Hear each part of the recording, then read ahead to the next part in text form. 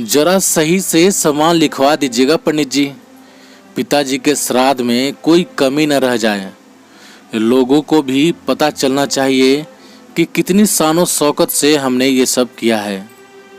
सुधीर ने पंडित जी को हिदायत देते हुए कहा। क्या बात कर रहे हो यजमान, पहली बार थोड़े ही कर रहे हैं ये काम। आप बिल्कुल चिंता ना करें, पूजा में कोई भी कमी नहीं होगी।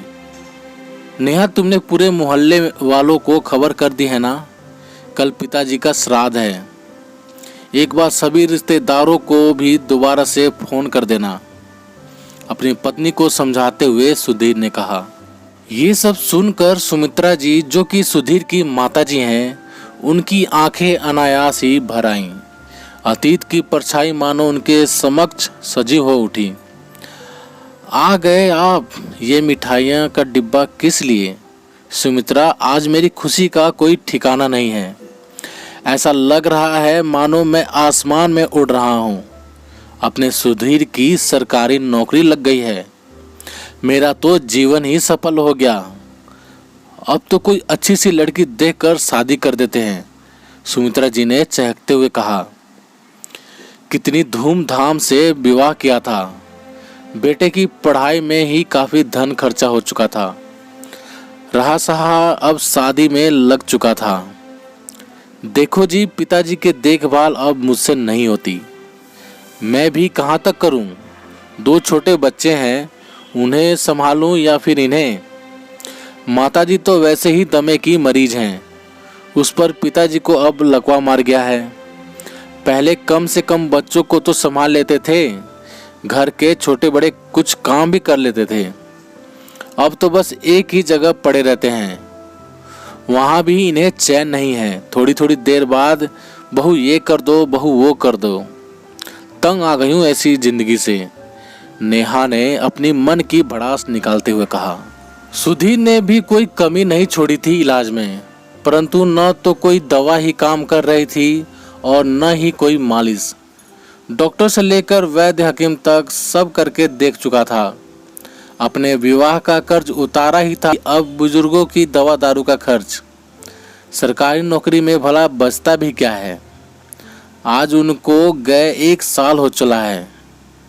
पहले उनको लेकर चिकचिक होती थी, अब मेरी वजह से। अब इस बुढ़ापे और बीमारी को लेकर भी मैं कहाँ जाऊँ? यह सब सोचते सोचते सुमित्रा जी की आंखों से अविरल अश्रुधारा बह निकली। माँ, अगर तुम्हारी भी कोई इच्छा है तो बता देना, कल को मत कहना कि कोई कमी कर दी है। सुधीर की आवाज़ सुनकर उसने जल्दी से अपने आंसू पोंछ लिए। बेटा, इतना सब कुछ करने की क्या ज़रूरत है? 5 पंडितों को भोजन कराकर दक्षिणा दे देनी थी। अब इसके लिए धन कहाँ से आएगा?